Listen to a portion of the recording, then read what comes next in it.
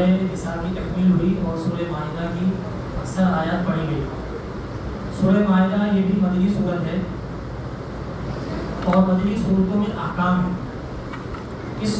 سورہ مبارکہ میں، سورہ مائدہ میں بھی متعدد احکام اللہ تبارک و تعالیٰ نے نازل فرمائے۔ اس سورہ مبارکہ میں روایتوں میں آتا ہے کہ ایک سفر میں نبی پاک صلی اللہ تعالیٰ علیہ وسلم تھے اور آپ اونٹنی پر سوار تھے، اور اسی پر جو ہے جب آپ اونٹنی پر سوار تھے اسی وقت یہ سورہ مبارکہ نازل ہوئی۔ تو روایتوں میں آتا ہے کہ باقاعدہ اس کے بوجھ سے،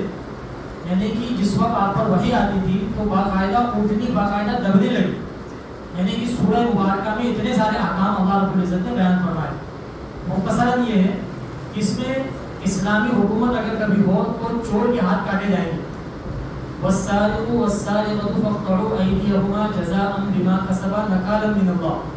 تو چوری کی سزا جو ہے، چاہے وہ چور ہو یا چورنی ہو، اس کی سزا جو ہے اس سورہ مبارکہ میں بیان کی گئی، لیکن یہ شرط ہے کہ اسلامی حکومت اور خلافت اسلامیہ کا قیام ہو تو، باقی اس کے علاوہ نہیں۔ اسی طریقے سے ڈاکو کی جو سزا ہے، ایک ہے چور جو ہوتا ہے وہ چھپ کر چوری کرتا ہے، اور ایک ہوتا ہے ڈاکو جو کھلے عام کرتا ہے، تو اس کی سزا اور خطرناک بتائی گئی۔ انما جزاء الذين يحاربون الله ورسوله ويسعون في الارض فسادا ان يقتلوا، یا تو انہیں قتل کر دو ڈاکوؤں کو، او یسلبوا، یا ان کو لٹکا دو، او تقطع ایدیہم وارجلہم من خلاف، یا ان کے ہاتھ پیر مخالف سمت سے، یعنی اگر کبھی رائٹ انہیں دانا ہاتھ ہے تو بایاں پیر، اور اگر الٹا ہاتھ ہے تو سیدھا پیر، او تقطع ایدیہم وارجلہم من خلاف او ينفوا من الارض، یا انہیں جو ہے جلا وطن کر دو۔ یہ سزا اس میں بیان کی گئی۔ اور اسی طریقے سے اللہ رب العزت کے اندر اللہ رب العزت نے سورہ مبارکہ میں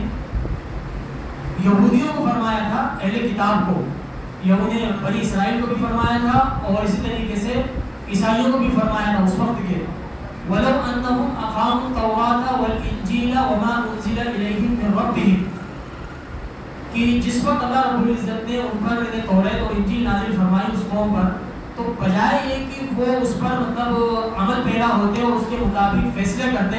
وہ اپنے من مرضی سے جو ہے باقاعدہ وہ نظام چلاتے تھے۔ تو اللہ نے ان سے وعدہ کیا کہ اگر تم توریت اور انجیل اور جو کچھ میں نازل کر رہا ہوں اس کے مطابق اگر تم فیصلے کرو گے، لَأَكَلُوا مِنْ فَوْقِهِمْ وَمِنْ تَحْتِ أَرْجُلِهِمْ، تو تم اوپر سے بھی کھاؤ گے اور نیچے سے بھی، یعنی کہ آسمان سے رزق تمہارے اوپر، آسمان سے بھی برسے گا اور زمین سے بھی تمہارے اوپر، مطلب زمین سے بھی یعنی کہ رزق نکلے گا۔ یہ اللہ رب العزت نے فرمایا۔ تو یہی کا ایک وعدہ جو ہے اللہ رب العزت کا آج بھی ہے کہ اگر کبھی روئے زمین پر خلافت اسلامیہ کا قیام ہو تو ظاہر سی بات ہے، اور روایتوں میں آتا ہے کہ جب آخر زمانے میں حضرت عیسیٰ علیہ السلام جب نازل ہوں گے اور پوری روئے زمین پر خلافت اسلامیہ قائم ہوگی، تو روایتوں میں آتا ہے کہ اس وقت جو خیر و برکت کا جو زمانہ ہوگا، ایک بکری جو ہے وہ اتنا دودھ دے گی کہ ایک قبیلہ باقاعدہ پورا شکم سیر ہو کے اس کو مطلب لینے کو کافی ہوگا۔ ایک انار اتنا بڑا، انار کا چھلکا اتنا بڑا ہوگا کہ اس کا جو چھلکا ہے، انار کا چھلکا، اس سے باقاعدہ سایہ حاصل کیا جائے گا۔ یہ مطلب ثمرات اور برکات، کیونکہ اس کی وجہ، اس کا لاجک یہ ہے اصل میں کہ زمین اللہ کی، مخلوق اللہ کی،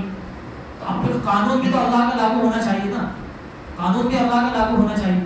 اب اگر کبھی مان لو زمین اللہ کی، مخلوق اللہ کی، سب کچھ اللہ کا، لیکن اس کے باوجود اگر کبھی کفار اور مشرکین کے قانون اگر زمین پر نازل ہوں گے تو پھر مہنگائی تو آنے ہی،